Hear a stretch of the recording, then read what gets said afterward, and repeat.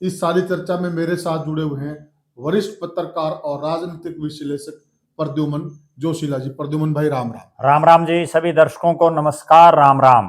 राजनीति की दुनिया की बात करें तो साथियों, हरियाणा में जो नतीजे आए उसके बाद एक चर्चा आम है कि जो जाट नेता के रूप में भूपेंद्र सिंह हुड्डा की तरफ है, समाज टकटकी लगाकर देख रहा था, लेकिन वह उस पर खरे नहीं उतरे क्योंकि उम्मीद थी लोगों की कि इस बार वो मुख्यमंत्री बनेंगे और जीत जाएंगे। तो अब जो एक माहौल बना है उस माहौल से कहीं न कहीं एक नेता की रिक्तता बन गई है। परंतु अगर हम आजकल की एक्टिविटियां देखें मुख्यमंत्री नायब सिंह सैनी की, तो कहीं न कहीं नायब सिंह सैनी ही जाट समाज के बड़े कार्यक्रमों में बढ़ चढ़कर हिस्सा ले रहे हैं। तो जहां बीजेपी को जो अन्य समाज है उनका समर्थन भरपूर मिला चुनाव के अंदर और जाटों का भी अच्छा खासा मत प्रतिशत उनको मिला, परंतु ज्यादातर वोट बैंक कांग्रेस की तरफ मूव हुआ, इसमें भी कोई दो राय नहीं।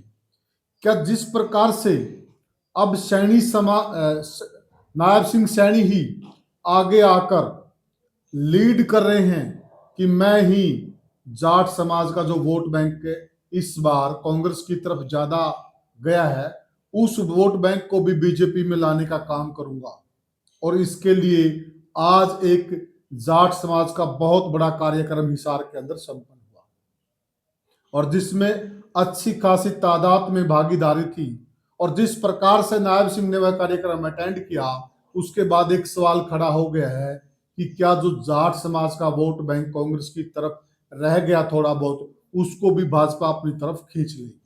इस सारी चर्चा में मेरे साथ जुड़े हुए हैं वरिष्ठ पत्रकार और राजनीतिक विश्लेषक प्रद्युमन जोशीला जी। प्रद्युमन भाई राम राम। राम राम जी। सभी दर्शकों को नमस्कार। राम राम। प्रद्युमन भाई, जो बचा खुचा वोट बैंक कांग्रेस की तरफ गया जाट समाज का जी, जिस प्रकार से अब कार्यक्रम हो रहा, नायब सिंह सैनी जिस प्रकार से आगे आकर पहल कर रहे हैं जी। क्या ये थोड़ा बहुत वोट बैंक जो कांग्रेस की तरफ है इसको भी बीजेपी अपनी तरफ खींच के ले जाएगी? देखो, हरियाणा प्रदेश में अभी जो ये विधानसभा चुनाव था, इसमें जाट समाज ने एक बड़े स्तर पर कांग्रेस पार्टी को वोट दिया जी। और उसका एक बहुत बड़ा कारण ये था कि जो किसान आंदोलन हुआ देश में, उस किसान आंदोलन के बाद इस तरह की हालात और परिस्थितियां हो गई कि समाज के एक बड़े वर्ग के दिमाग में ये चीज आ गई कि भारतीय जनता पार्टी हमारी हितैषी नहीं है जी। हम इस बीजेपी से पिंड छुटाएं। और उसके लिए विकल्प क्या था? विकल्प केवल और केवल कांग्रेस दिखाई दे रही थी जी। और कांग्रेस पार्टी इसलिए दिखाई दे रही थी कि पिछली बार जब कांग्रेस सत्ता में आई तो उसने जाट समाज से आने वाले एक चेहरे को प्रदेश का मुख्यमंत्री बनाया जी। और वो 9.5 साल तक मुख्यमंत्री रहे जी। इस बार भी इसी तरह की चर्चाएं थी और लगातार इस तरह के जो है कार्यक्रमों का आयोजन किया जा रहा था कि भूपेंद्र सिंह हुड्डा ही, भले ही कांग्रेस ने उनको डिक्लेयर ना किया हो, लेकिन वो कांग्रेस की तरफ से मुख्यमंत्री का फेस हैं। दूसरी तरफ भारतीय जनता पार्टी की तरफ से सैनी समाज से आने वाले नायब सिंह सैनी डिक्लेयर्ड सीएम थे जी। उन्होंने उनको डिक्लेयर्ड सीएम का कैंडिडेट बना रखा था। तो जाट समाज और किसान वर्ग का एक बड़ा वोट बैंक कांग्रेस की तरफ गया है, इसमें कोई दो राय नहीं है। लेकिन जब विधानसभा चुनाव का परिणाम आया, क्योंकि भारतीय जनता पार्टी परिणाम आते ही अगले चुनाव की तैयारी में लग गई, बिल्कुल उनकी जो जो कमजोरियां हैं, जहां जहां उनकी कमजोरी रही, उनको वो दुरुस्त करने में लगी हुई है जी। सबसे बड़ी कमजोरी उनकी यही थी कि जाट और किसान वर्ग को वो समझा नहीं पाए जी। हम ये नहीं कहते कि वो उनके खिलाफ आजीवन है जी जी। या वो उनके साथ लग ही नहीं सकते, उनको वो समझाने में कामयाब नहीं हो पाए। वो उनको ये समझा ही नहीं पाए कि भारतीय जनता पार्टी भले ही जाट चेहरे को मुख्यमंत्री ना बनाए, लेकिन उसके बावजूद जाटों का भला, किसानों का भला बीजेपी कर सकती है और किया भी है। और उन्होंने जिन जिन जाट चेहरों को राजनीतिक रूप से भारतीय जनता पार्टी ने आगे बढ़ाया, उन चीजों को भी जनता के बीच में वो नहीं बता पाए। कहीं ना कहीं बीजेपी के नेताओं की भी ये कमियां रही जो उनके प्रचार में थे लोग जी। क्योंकि वरना तो भारतीय जनता पार्टी ने देश का पहला जाट चेहरा उपराष्ट्रपति बनाया, जगदीप धनखड़, दो जाट गवर्नर बनाए, चाहे वो आचार्य देवव्रत हो या मलिक साहब हो, और उसके बाद चौधरी बीरेंद्र सिंह को केंद्र में बड़े बड़े डिपार्टमेंटों का मंत्री बनाया जी। प्रदेश के अध्यक्ष ओम प्रकाश धनखड़ और सुभाष बराला को बनाया और 2014 से 19 की सरकार में कैप्टन अभिमन्यु और ओम प्रकाश धनखड़ को आधे मंत्रालय दिए हुए थे। 2019 से 24 की सरकारों में दुष्यंत चौटाला, चौधरी रणजीत सिंह, जयप्रकाश दलाल, उसके बाद कमलेश ढांडा, उसके बाद फिर महिपाल ढांडा, तमाम ये देवेंद्र सिंह बबली, तमाम जाट चेहरों को आधे डिपार्टमेंट दिए हुए थे। लेकिन असली जो पीड़ा है वो ये थी कि मुख्यमंत्री का चेहरा जाट समाज से नहीं था, जिसकी वजह से वो वोट बैंक नहीं आया। अब भारतीय जनता पार्टी की एक रणनीति कह लीजिए या जिस तरह से बीजेपी अपने एक एक जो उनकी कमियां हैं उनको दुरुस्त करने का काम लगातार करती रहती है और उस पर वो अब जाट समाज को अपने साथ जोड़ने का प्रयास कर रही है और जिसमें सबसे बड़ा काम प्रदेश के मुख्यमंत्री नायब सिंह सैनी ने कर दिया है। ये काम मनोहर लाल जी ने नहीं किया। मनोहर लाल जी 9.5 साल मुख्यमंत्री रहे, लेकिन उन्होंने कभी ये समझा ही नहीं कि जाट समाज को अपने साथ लगाने की जरूरत है जी। उन्होंने कभी इस तरह की किसी कार्यक्रम में हिस्सा ही नहीं लिया। तो अब जो नायब सैनी ने किया, उन्होंने 3 अलग अलग कार्यक्रम जिनकी मैं बताऊं जी। एक उन्होंने गुड़गांव में किया जाट समाज का कार्यक्रम, जिसमें उन्होंने 31 लाख रुपए जो आर्थिक मदद भी की उनकी ऐच्छिक कोष से, और वहां भी उन्होंने जाट समाज के कसीदे पढ़े। बिल्कुल। दूसरा जो उनका कार्यक्रम था वो था 15 तारीख को, जो हरियाणा प्रदेश की एक बड़ी खाप है सर्वजातीय पुनिया खाप जी, उसके चबूतरे का शिलान्यास का कार्यक्रम था, चबूतरा बनाने के लिए उसमें भी उनको आना था, जिसमें उनका बाकायदा निमंत्रण पत्र और सब छप गए थे जी। लेकिन अचानक जो महाराष्ट्र के चुनाव में उनकी ड्यूटी लगने की वजह से वो नहीं आए, वरना तो वो जो कार्यक्रम था वो भी कहीं ना कहीं खापों को और जाट समाज को साधने के लिए ही था और बहुत बड़ा कार्यक्रम एक तरह से जी। अब जो तीसरा जो कार्यक्रम है जिसमें वो उपस्थित हुए और उन्होंने जाट समाज के बड़े कसीदे पढ़े जी, वो हिसार जो हरियाणा का सबसे बड़ा जिला है जी, और जिसमें 7 विधायक आते हैं। यहाँ जाट शिक्षण संस्थान है, सेठ छाजूराम लांबा जो अलखपुरा गांव के हैं जी, हिसार के साथ लगता है भिवानी जिले में।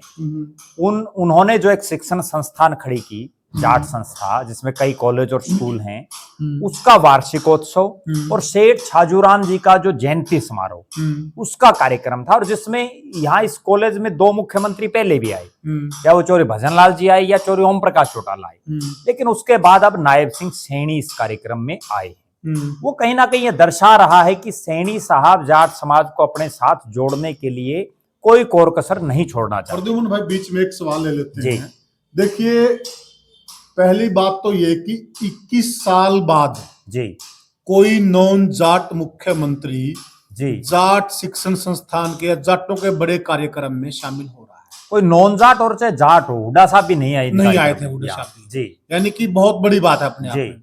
और दूसरी बड़ी बात क्या है कि बीजेपी ने जाट वोट को साधने के लिए, और विशेषकर इस क्षेत्र में जो बीजेपी के बड़े नेता हैं, सुरेंद्र पूनिया जी जो महामंत्री हैं बीजेपी के, उनको इस कार्यक्रम को सफल बनाने में आगे किया। और जिस आप पूनिया खाप के प्रोग्राम का भी जिक्र कर रहे हैं, उसमें भी सुरेंद्र पूनिया जी उस प्रोग्राम को सफल बनाने में और कहीं न कहीं उस प्रोग्राम के सूत्रधार वही थे। और यह जो कार्यक्रम था, जो सारी संरचना कह लीजिए, यानी कि इस प्रोग्राम के पीछे एक जाट नेता के रूप में जो बड़ा चेहरा था वो सुरेंद्र पूनिया ही थे। और 21 साल के बाद यहाँ पर बड़ा चेहरा आना, तो इसको आप किस रूप में ले रहे हैं?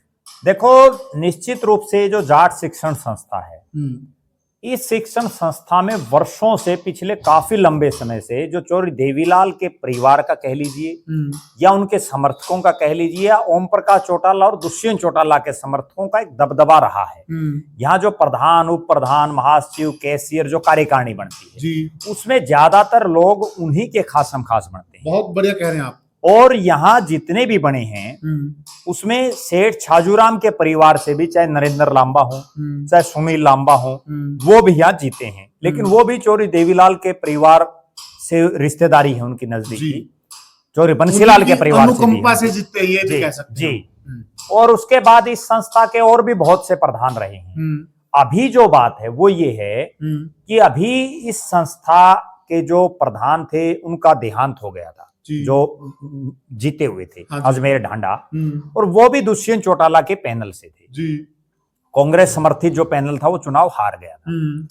और बीजेपी ने भी यहाँ काफी प्रयास किए, अपने लोगों को खड़े किए, लेकिन वो भी कोई नहीं जीत पाए बहुत ज्यादा। जी जी। अब जो उप प्रधान थे उनको प्रधान की जिम्मेदारी दे दी गई, और उसके बाद इस संस्था में काफी जो है आपस में खींचातान भी काफी चली पहले, और कई सालों तक प्रधान का चुनाव तक भी नहीं हो पाया। कॉलेजियम के सदस्य बने, काफी आपस में एक बड़े नेता का भी उसमें रोल बताया जा रहा था जो पिछली सरकार में थे। अब यहाँ जो नई कार्यकारिणी जिसमें प्रधान, अब उप प्रधान को प्रधान का जिम्मा दिया गया है, उसके बाद ये कार्यक्रम होना, एक तो ये चीज दर्शाता है कि जो चौधरी देवीलाल परिवार का एक दबदबा इस संस्था पर भी रहा है, और जो जाटों में और किसान वर्ग में भी रहा है जी, वो कहीं ना कहीं इस 8 तारीख के चुनाव परिणाम के बाद जैसे हुड्डा साहब का कम होता गया, वैसे ही देवीलाल के परिवार का भी कम हुआ है जी। क्योंकि पिछली विधानसभा में देवीलाल के परिवार के 5 सदस्य थे, इस बार गिनती 2 पर रह गई।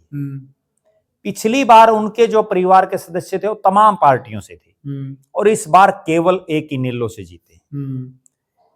इस जाट शिक्षण संस्थान में भी दुष्यंत चौटाला, अजय सिंह चौटाला, चौधरी ओम प्रकाश चौटाला, अभय सिंह चौटाला, इन तमामों का दखल हमेशा रहा है, लेकिन अब वो दखल भी धीरे धीरे दूर हो गया है, क्योंकि अब जो लोग इनके साथ जुड़े हुए थे, हो सकता है उनमें से भी ज्यादातर को यह आभास हो गया हो कि आगे राज इनका आना मुश्किल है, तो इसलिए लोग राज की तरफ ही जाते हैं। ये कार्यक्रम ये दर्शाता है कि जाट समाज में जो नेता हैं, जाट समाज से जो नेता आते हैं, वो वास्तव में अब कमजोर होते जा रहे हैं, और एक नए विकल्प की तरफ लोग देख रहे हैं। वो विकल्प जैसे चौधरी भजनलाल जी ने ये कहा था कि मैं जाट हूँ, हिसार की जो जाट धर्मशाला की जमीन है वो चौधरी भजनलाल जी ने दी हुई है जी, उनका पत्थर भी वहां लगा हुआ है, बिल्कुल सही कहा, किसी जाट मुख्यमंत्री ने नहीं दी। बिल्कुल। और भजनलाल जी ने इसी जाट कॉलेज में अपनी फर्द दिखाई थी कि भाई देखो जाटों में जाट हूँ, लेकिन जाटों ने उनको तब भी जाट नहीं माना। क्यों नहीं माना,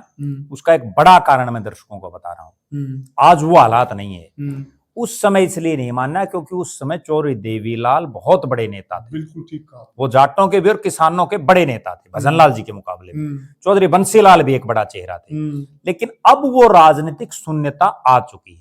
अब जिन चौधरी भूपेंद्र सिंह हुड्डा की तरफ जाट समाज टकटकी लगाए बैठा था, उन्होंने दिखा दिया कि भाई बस की बात नहीं है बीजेपी को हराना, फेल हो चुके हैं, और वो टोटली फेल हो गए, अपने क्षेत्र में भी हो गए।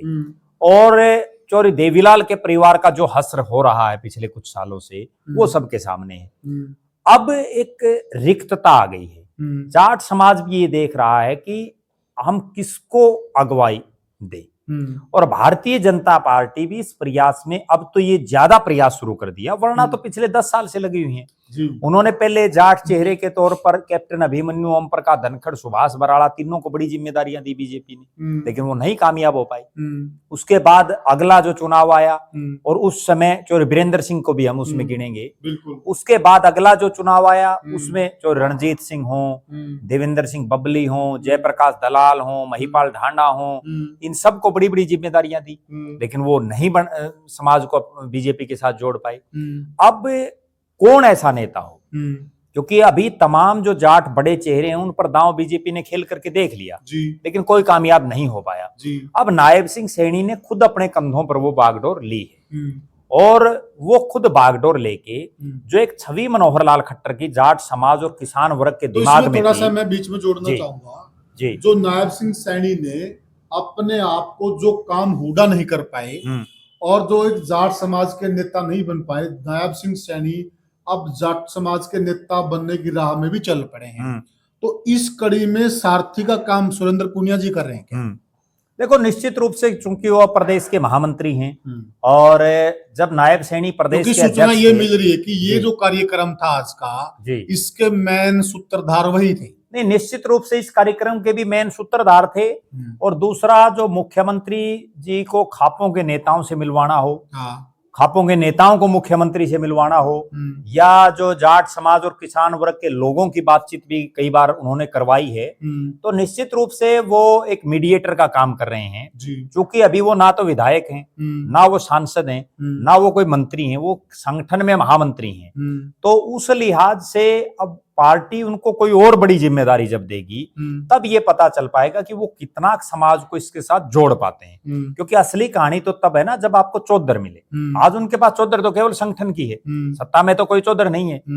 तो इन तमाम नेताओं को जो है सरकारों में भी चौधर मिली है, लेकिन ये नहीं जोड़ पाए। ये नहीं जोड़ पाए। लेकिन एक बात ये भी है कि देखिए, जो पार्टी में जो एक महामंत्री का पद होता है, एक्चुअल में संगठन का वह पद है। बिल्कुल। और संगठन का सबसे बड़ा यही काम होता है कि वो समाज को अपने साथ जोड़े।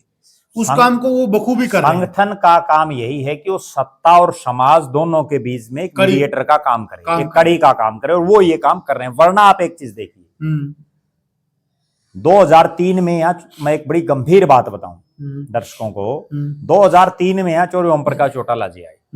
उसके बाद 9.5 साल भूपेंद्र सिंह हुड्डा प्रदेश के मुख्यमंत्री रहे। यही जाट शिक्षण संस्थान थी, यही वो कॉलेज की धरती थी। और उस समय भी हिसार में जाट समाज के कांग्रेस के नेता थे, चाहे प्रोफेसर संपत सिंह हो, विधायक थे नलुआ से। बिल्कुल। उसके अलावा यहाँ जिला परिषद की चेयरमैन भी जाट समाज से थे, और भी कई नेता थे। किसी की हिम्मत हो पाई कि वो चौधरी भूपेंद्र सिंह हुड्डा का कार्यक्रम यहाँ करवा पाए? बहुत बड़ी बात। और कहीं कहीं भूपेंद्र सिंह हुड्डा अपने आप को जाट समाज का बड़ा नेता कहते हैं, और कहते नहीं, वो थे भी, क्योंकि 9.5 साल मुख्यमंत्री रहे। हाँ, बिल्कुल।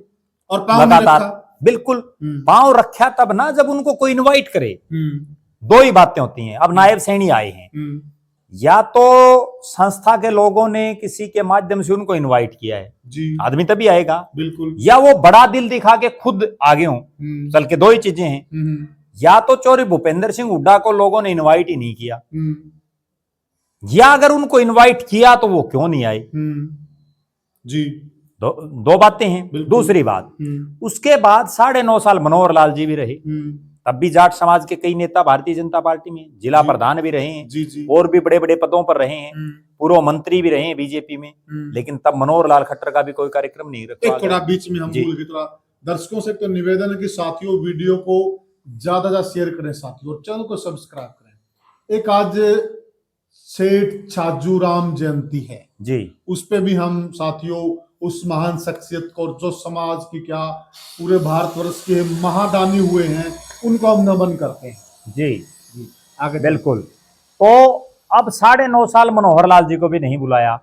अब कोई तो क्वालिटी है कि नायब सिंह सैनी आए हैं, या जिसको उन्होंने, जिन सुरेंद्र पुनिया का आप जिक्र कर रहे हो, उनमें भी तो कोई क्वालिटी है जिसकी वजह से उन्होंने जाट शिक्षण। मैं एक और बड़ी बात बताऊं, अब जो इसके पदाधिकारी हैं उनमें से भी काफी अब भी जो है चौधरी देवीलाल के परिवार से जुड़े हुए हैं, बिल्कुल, जो पदाधिकारी हैं। तो उसके बावजूद उनको इस चीज के लिए कहीं ना कहीं कन्विंस करना कि आप प्रदेश के मुख्यमंत्री नायब सिंह सैनी को बुलाइए जी। या तो उन्होंने बुलाया है, यूं तो है नहीं वे मुख्यमंत्री खुद चल के आ जाएगा। बिल्कुल बिल्कुल। तो निश्चित रूप से कोई ना कोई उनमें खासियत है, और जिसकी वजह से वर्षों बाद ये सुनहरा मौका मिला है। और प्रत्येक शिक्षण, चाहे कोई संस्था हो, शिक्षण की कोई भी संस्था हो, कोई भी समाज हो, क्योंकि नायब सिंह सैनी आज भूपेंद्र सिंह हुड्डा के भी मुख्यमंत्री हैं, आज वो ओम प्रकाश चौटाला के भी मुख्यमंत्री हैं, प्रदेश के नंबर 1 है।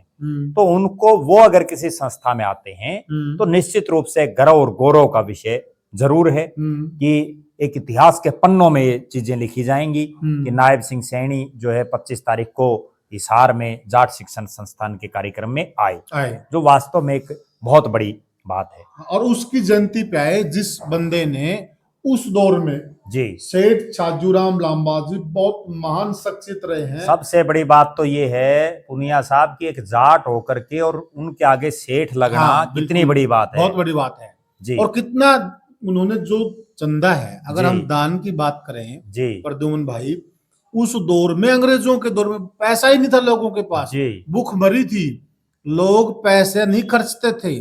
उस दौर में इतना बड़ा बड़ा दान किया, चाहे आप आजादी की लड़ाई में ले लीजिए, एक साधारण परिवार से आने के बावजूद। बिल्कुल। देखो, निश्चित रूप से उन्होंने आजादी की लड़ाई से लेकर के और अनगिनत बार, हाँ जी, हाँ, जिसकी गिनती नहीं हो सकती, इतना उन्होंने जो है दान दिया है जी।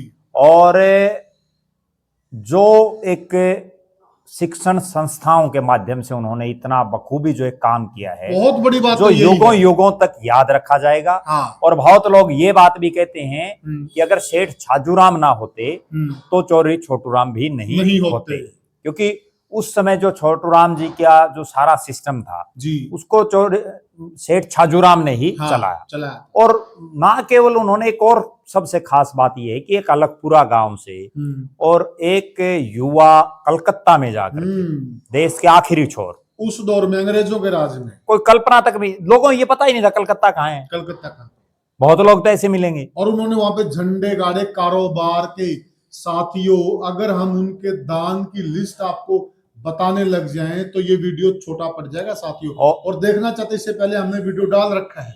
और अगली बात सुनो, आज जितना पैसा सेठ जाजूराम के पास था उस दौर में, उससे कई गुना ज्यादा अब वाले जो ये अरबपति खरबापति घूम रहे हैं, हाँ, इनके पास मिलेगा। लेकिन ये कितना दान करते हैं, अंबानी, अडानी, जिंदल, कोई भी हो, तो कितना दान किया है बताओ। बिल्कुल सही बात है। जिंदल, आपको एक बड़ी गजब बात बताता हूँ। हालांकि ठीक है कि वो उनका कारोबार है या जो भी है, सेठ छाजूराम ने CRM जाट कॉलेज की स्थापना की और यहाँ बहुत लोग पढ़े। अब एक तो यहाँ की फीस आप देखिए, दूसरी तरफ जिंदल परिवार ने भी हिसार में 2 स्कूल बनाए। बहुत सुनने वाली बात है ये, जिंदल मॉडर्न स्कूल और विद्या देवी जिंदल स्कूल। एक उनकी फीस आप देखिए, साधारण घर का बच्चा पढ़ भी नहीं सकता। बिल्कुल। जिंदल हॉस्पिटल, जिसको पहले ये कहा करते कि वहां 5 रुपए की पर्ची कटती और बहुत जो है सबका इलाज होता है, अब आज वहां जाकर के हालात देखिए, जेब कटती वहां पर। प्राइवेट जो अस्पताल हैं उसमें और जिंदल अस्पताल में कोई फर्क ही नहीं, कोई फर्क नहीं है। तो जमीन फ्री में ले रखी डोनेट के रूप में। निश्चित रूप से देखो, जो जितने बड़े ये चैरिटेबल चीजें चलती हैं वो सरकार से फायदा तो उठाते हैं, लेकिन उसके बाद कुछ साल दे दिया, उसके बाद बंद, जेब काटने शुरू कर देते हैं। अब आप ये कल्पना कीजिए कि सेठ छाजूराम ने इतना जो दान दिया, चाहते तो वो भी ना देते। और भी तो बहुत लोग हैं। बिल्कुल बिल्कुल जी। उस समय क्या वो अकेले ही पैसे वाले थे? और भी बहुत थे। भाई साहब, एक छोटी सी घटना का जिक्र कर देते हैं कि जो रोहतक का जो वो था संस्थान है, उसमें उनकी 61,000 रुपए की कलम थी। 61,000 रुपए कलम। और सुनने में आता कि उस वक्त 5 रुपया एकड़ में, 1 एकड़ जमीन आ जाती 5 रुपए में। तो आप अंदाजा लगाइए उस पैसे में कितनी जमीन आ जाती, तो आप अंदाजा लगाइए। वो एक उनका एक किस्सा बड़ा मशहूर है कि कलकत्ता में जब उनसे चंदा लेने के लिए गए तो गांधी जी, या दूसरा किस्सा, मतलब सारा तो मुझे नहीं ध्यान है, लेकिन फिर भी दर्शक उसको समझ जाएंगे इसी चीज से, कि जब उनसे वो चंदा लेने के लिए गए तो उन्होंने ये कहा कि भाई आप सारा कलकत्ता में चंदा मांग लो, जितना सारा कलकत्ता में देंगे उतना मैं अकेला दे दूं। कितनी बड़ी बात, आज को कह के दिखा दो। बिल्कुल सही बात है। और जाट कॉलेज के लिए भी यही बोला था, बहुत कॉलेज तो बना दूंगा, मैं ही बना दूंगा, आप 1 रुपया 2 रुपए, लेकिन आपकी भावना जुड़ जाएगी। बिल्कुल। और हुआ भी ऐसा ही था, बनाने में श्रेय तो उन्हीं का था, लेकिन सबकी भावनाएं जुड़ जाए। बहुत बड़े महादानी थे। तो कहने का भाव, हम अपने मूल सवाल पर आ जाते हैं कि आज हमारे समाज के बहुत बड़े योद्धा, बहुत बड़े महादानी सेठ छाजूराम की जयंती पर नायब सिंह सैनी का आना, तो अपने आप में कहीं ये नहीं लग रहा कि वो जाट नेता के रूप में भी स्थापित हो रहे हैं? देखो, निश्चित रूप से वो अभी प्रयास कर रहे हैं कि जाटों को मैं अपने साथ जोड़ूं, और ये 2-3 कार्यक्रम उसका उदाहरण है। अभी कितनी और संस्थाएं उनको बुलाती हैं और कितने बड़े स्तर पर वो इस तरह के कार्यक्रम करते हैं, उस पर ये देखा जाएगा। और उसके बाद ही ये मंथन किया जा सकता है कि सैनी साहब कितने कामयाब हुए हैं जाट समाज को अपने साथ जोड़ने में। बीजेपी ने इससे पहले भी एक प्रयास किया था, जब धन्ना भगत जो हैं उनकी जयंती का कार्यक्रम धनौरी कैथल जिले में, जो पहले जींद में आता था, वहां एक कार्यक्रम किया था, और जिसमें देश के उपराष्ट्रपति जगदीप धनखड़ जी भी आए थे। खट्टर साहब तब मुख्यमंत्री थे। तो उस कार्यक्रम को भी किया गया था। अब उसी तरह से होना तो ये चाहिए कि जैसे अभी परसों जो है चोरी छोटूराम की भी जयंती थी, जिस तरह से भारतीय जनता पार्टी बहुत से महापुरुषों की जयंती मनाती है, सरकारी स्तर पर भी मनाए जाते हैं। जैसे अभी संविधान दिवस का कार्यक्रम भी मनाया जाएगा, कभी वल्लभ भाई पटेल की जयंती मनाई जाती है, कभी कोई जयंती मनाई जाती है। तो इस तरह से अगर जिस तरह से वाल्मीकि जयंती मना करके और डीएससी समाज का एक सम्मेलन करके नायब सिंह सैनी ने यह दर्शाया कि डीएससी समाज उनके साथ है। बिल्कुल।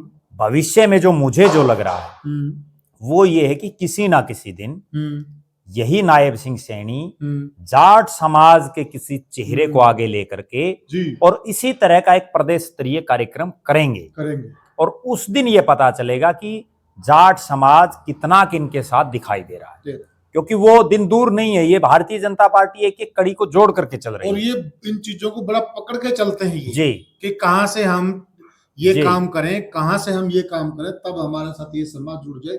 इन चीजों पे बखूबी काम करते हैं, इसमें कोई दो राय नहीं। क्योंकि एक चीज और देखो आप चुनाव परिणाम उठा करके देख लीजिए।